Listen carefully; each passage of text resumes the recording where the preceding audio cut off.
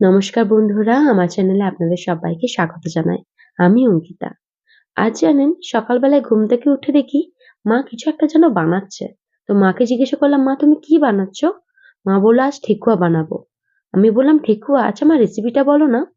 মা বলল একটা পাত্রে আটা নেবে, নেবে পরিমাণ মতো নুন, সুজি, চিনি এবং সাদা তেল নিয়ে ভালো করে মেখে নেবে, যেন জিনিসটা ঝুরঝুরে থাকে, ডেলা ডেলা না হয়ে যায়। ডেলা ডেলা হলে জিনিসটা খেতে ভালো লাগবে না। নিয়ে গোল গোল করে নেবে, নিয়ে একটা শেপ বানিয়ে নেবে। নিয়ে তেল গরম হয়ে আসলে, এখানে আমি সাদা তেল ইউজ করব। তেল গরম হয়ে আসলে এক এক করে সব ঠেকুয়াগুলো দিয়ে দেবে। আঁচটা লো টু মিডিয়ামে রাখবে, তাহলে জিনিসটা মুচমুচে হবে। না হলে ভিতরটা কাঁচা রয়ে যাবে, উপর থেকে পুড়ে যাবে। নিয়ে এক এক করে সব ঠেকুয়াগুলো উল্টে পাল্টে নেবে।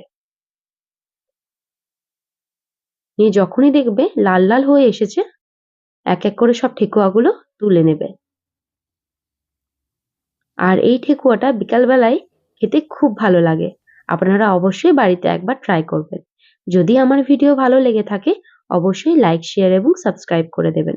ধন্যবাদ সবাইকে।